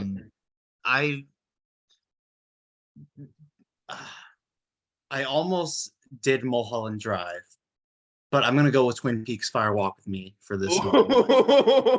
I think that, first of all, Cheryl Lee probably gives the best performance in any movie ever in this movie. You say? Cheryl Lee. Yeah. Just it's literally like a Shakespearean tragedy. How it's about how generations pass trauma onto one another, and then how that basically causes the end of the world of Twin Peaks, basically. And I feel like David Lynch and Mark Frost and Angelo Badalamenti, rest in peace, have like found the secret to the universe and just was able to make it into an audio-visual masterpiece, essentially. Yeah, I mean, I can't say what already hasn't been said by better people than me, so I'm just gonna leave it at that. I just think it's perfect. Angelo's an ethereal beast. Oh, I still listen to that soundtrack daily. It's Oh, yeah. amazing. Oh yeah. For folks who don't know, that was like shot where I'm from. Like Really? yeah. Holy shit. that's Duval, Snoqualmie, Carnation, North Bend. It was filmed there. So yeah, no, Twin Peaks has a really special place in my heart. And that's exactly how white people are there. So it's like Yeah. really, It's but yeah. also just so fucking scary. Like, genuinely, like, it's literally just like a white room, and like the subtext of there's a Bob, who's like the villain of like the series in it. And what that's emblematic of is like, so it's not just like scary, like just as a scare, but what it's implying subtext wise is just horrific and genuinely unnerving. And David Lynch really tapped into like a deep underbelly within America. And so many of like his styles that he does in the movie are seen in like Mulholland Drive, like how he constructs a jump scare, and basically how he perfected it, and how he used music in his later work.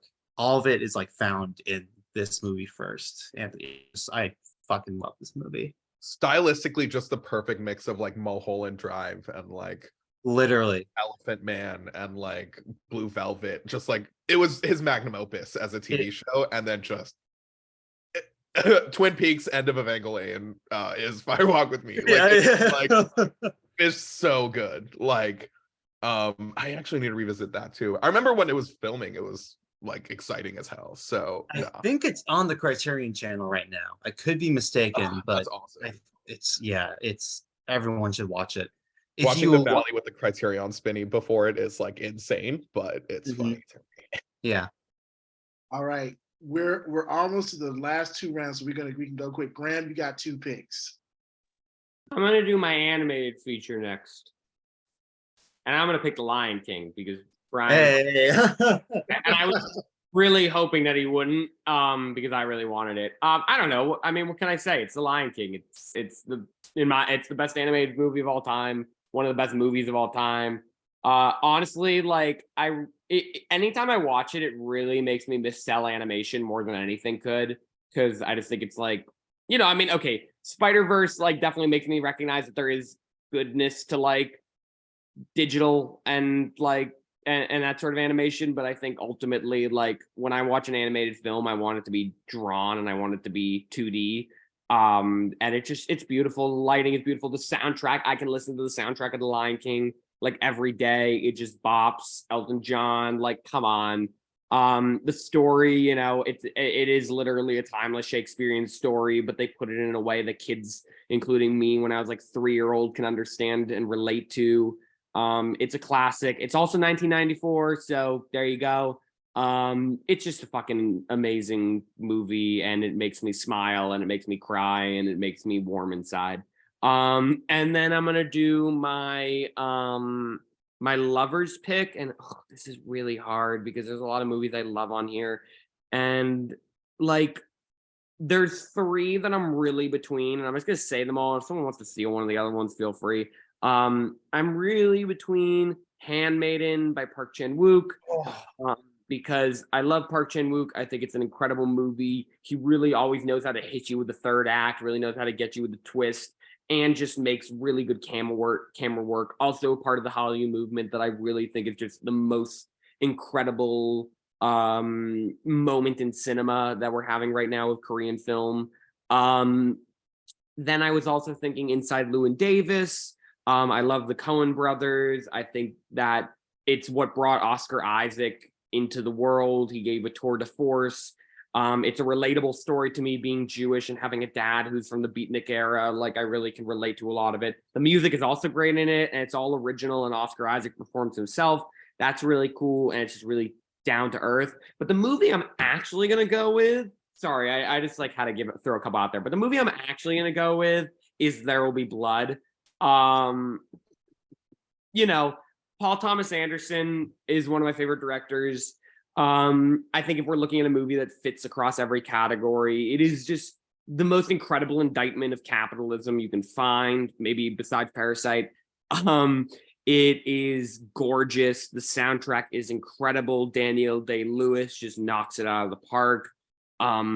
Milkshakes, the oil rig blowing up, like that whole scene, the camera work in that is just spectacular. It is one of the last great epics, I think, too. Like, we don't really see a lot of epic films anymore. I think it really is one, just in the sheer scope and the sheer like breadth of the tale it brings you on.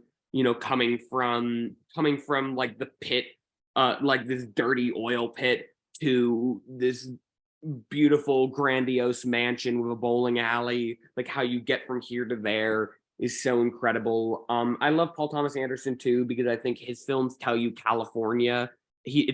Every one of his films is a love letter to California at a different point in time.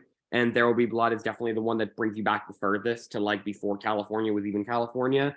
So it shows just sort of like if you look at his film chronologically, it basically gives you a history of the state in a really cool way. And because he's from there, I can tell that he really has a love for that. And it just feels like it also, along with like Stars on Earth, was one of actually the first sort of films I had seen. And it also, like, I remember watching that in my living room as like a 13-year-old and being like, holy shit, like that's some real shit right there. And yeah, it's just a film that I always come back to a lot and really think a lot about. All right, Ryan. Awesome. All right. Foreign language film. I'm honestly just going to use this category to highlight a director I love, Kiyoshi Kurosawa. I think he is like a master of multiple genres. And before I get to my pick, I just want to shout out Cure, which is my favorite of his movies, and Pulse, which basically predicted how we interact with the internet today and was made in freaking 2001. Yes, watch Cure. There's an argument that it's the best movie ever made. But my pick is actually like a drama of his called Tokyo Sonata. And it's to give you a look at the quick down of what it is that a Japanese businessman is laid off and he basically lies to his family that he's still working while working as a janitor. And meanwhile, his son steals money from his family to take piano lessons. And, you know, it's another indictment of capitalism, but it's also like, it's simultaneously empathetic while having, you know, the pacing gravitas of, you know, his previous horror work. Like how, you know, the society we've trapped ourselves in is basically a horror movie, essentially. And yeah, I just want to highlight that movie. It's so good. I need to jump in. I gotta bounce real quick as well. But Brian, this has been really awesome. Thank you for organizing this. And yeah, you guys have awesome taste in movies. So cool. Bye, Graham. Good to meet you, man. Yeah, good to meet you too, Matt. Say it again. Bye, Graham. Oh, he missed it. All right, Baba, go ahead. You got what is your second to last pick? Yeah. I'm just gonna go. This is a very unpretentious pick, but I'm gonna go Spider-Verse. Spider-Man Into the Spider-Verse. I love this movie more than anything. I think this pick will age well too, just because I think it ushered in a new generation of animation where like we had this like really sort of like not necessarily lull in terms of movies, but like in terms of quality. But you know, the animation style that was breaking through in the box office was pretty root and the same. And with this sort of like quasi-realistic animation style, and Spider-Verse did something entirely different, and with my favorite character of all time, Spider-Man. Like Graham and Colin were saying about like Iron Man and Batman, I will even defend the Amazing Spider-Man 2 to my dying breath. So no, but Spider-Verse is truly such a special film. What's Up Danger scene where the leap of faith scene, like going from like his dad saying I see the spark in you all the way to like the What's Up Danger montage are like, even like, I think all of these movies are some of my favorite movies. I think that is my favorite like 5-minute stretch of all the movies that I've picked so far, genuinely. I rewatch it almost every day, like on YouTube, just to like get myself going, like, you know, project myself onto Miles and pretend it's my dad saying that to me, like. And so yeah, no, it's so good. It's so good. And then I really loved Across the Spider-Verse too. And I think hopefully it just ends up being a really clean and nice trilogy. But yeah, no, just such a good film. I love it. All right. No, I mean I can't say anything more. Can't say anything more about that. My lover's pick is going to be I was really thinking about this. I thought I would go with probably my favorite Christopher Nolan movie, Interstellar. I thought about going Portrait of a Lady on Fire by Celine Sciamma, but I think the movie, and I honestly did think about Everything Everywhere All at Once in this pick as well, but I'm gonna go with a movie I actually saw a month before I saw Everything Everywhere All at Once, and it's The Worst Person in the World by Joachim Trier. Um, you know, I think somebody put in the group chat a couple of days ago or last week about like how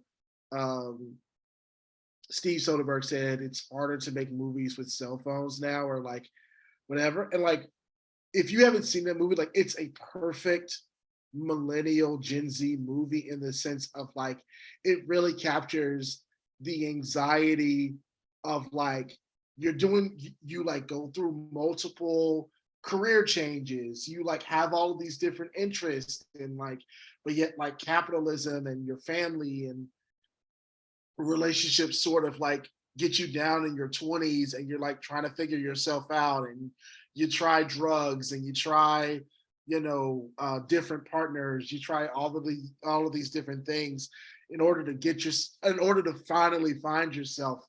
And even when you find yourself, it doesn't always work, or like the people that you love aren't always as supportive of it, which I think so many people in their 20s and early 30s can relate to that. And so it's a gorgeous movie.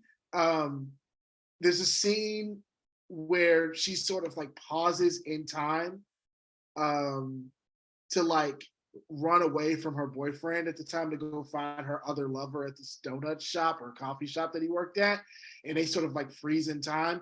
And I think it's going to be, it's of this decade where you see her like on the on the poster of it is her running in this scene or whatever. But I think that's going to be one of the pivotal scenes of this decade. Honestly, I think it's so gorgeous, and it made me cry so much because I thought the story was so beautiful. So yeah, that's my lover's pick. And I guess let me just go ahead and do my haters pick. My haters pick, I thought a lot about this, and I was hoping I would get it first. And because other people dropped off and other stuff, and because everybody saved it for last, I'm gonna say it. And this movie, let me say this. This movie is good. This movie is good, but I think in the context of, we've been talking a lot about 1994 and movies in 1994. This being the best picture winner, fucking Forrest Gump. Get out of here. Yeah. Like, I was low-key gonna pick that too. I'm not Like, lying. Yeah, I was thinking of picking that also. Come on. Nah, hard agree. Yeah. It's absurd. The movie is absurd. And like, look, Tom Hanks is great in it, but like this was also like the last time that like you could get away with like playing someone with a disability and like it be okay. And like one of my least favorite movies, I think we said this last week, is Rain Man with Dustin Hoffman. It's just an atrocity. This is not as bad as that, but anytime somebody goes Janae, I just like roll my fucking eyes because it's just so fucking stupid. Oh my god! and I'm not a Tom Hanks hater. I think he's phenomenal, whatever. But like Robert Zemeckis is my directorial enemy. Like I hate his work. I mean, yes, he did Back to the Future. And I was gonna say, you can't hate on Back to the Future because that's an all-timer. No, I mean, yeah, I mean, not that he doesn't have great stuff, but like the stuff that he's done pretty much post Forrest Gump is just like abysmal. And like, I'm just so out on him. So yeah.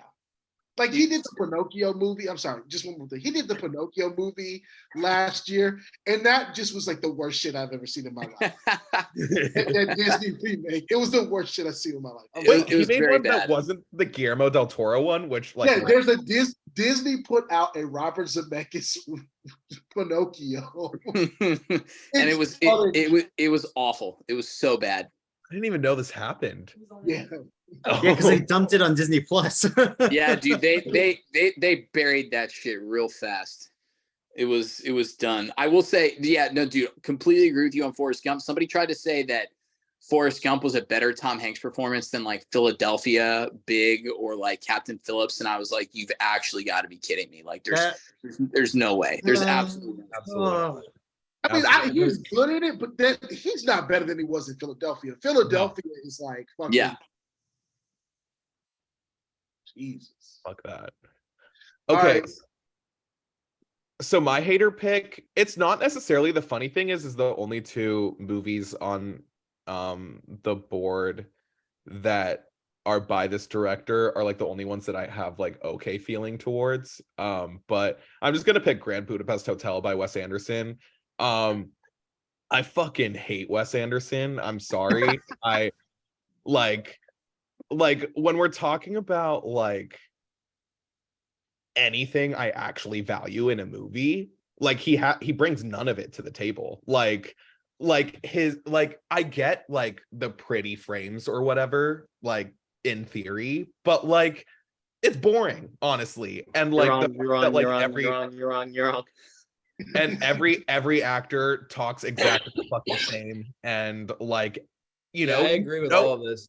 you go into it, it's just like stupid white people shit. Like you go into it knowing exactly what is gonna happen, and it's for like white college educated people to like twiddle their mustache and say, oh, that came from fucking Tati, and like and they'll have a good time with it. But I've never connected with any of his movies outside of Fantastic Mr. Fox. I think I will say one good thing about Grand Budapest Hotel. It like communicated the rootness, and I think this is the one thing where his style worked and why I don't mind it, is like the like absurd routine of like service jobs. And like when I worked at a gym, like that, like, and like was like cleaning really disgusting things and like making smoothies, like the sort of like root like tradition of it, and like the need for perfection was like really well communicated in that movie. But outside of that, I think the style feels extremely clunky with everything else.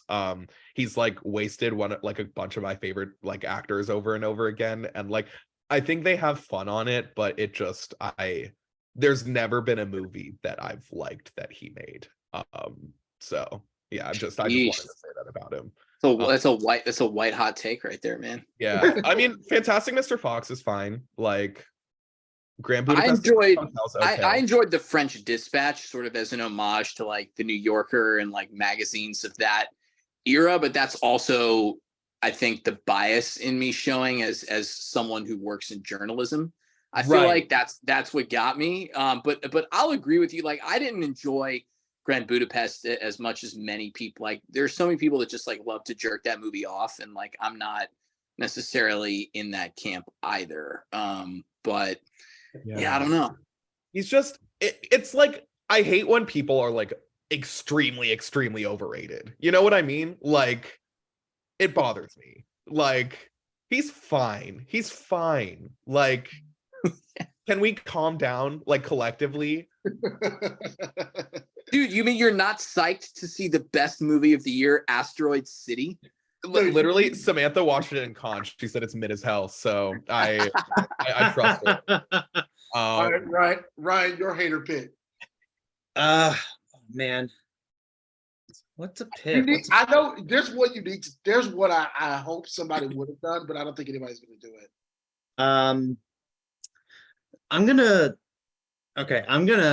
Here's what I'm gonna do. I'm gonna take a movie that I think is not bad but overhyped and replace it with a better movie that this director has made, and that movie is Fight Club. I think it's one of David Fincher's middest movies. I think it's overhyped as hell, and I would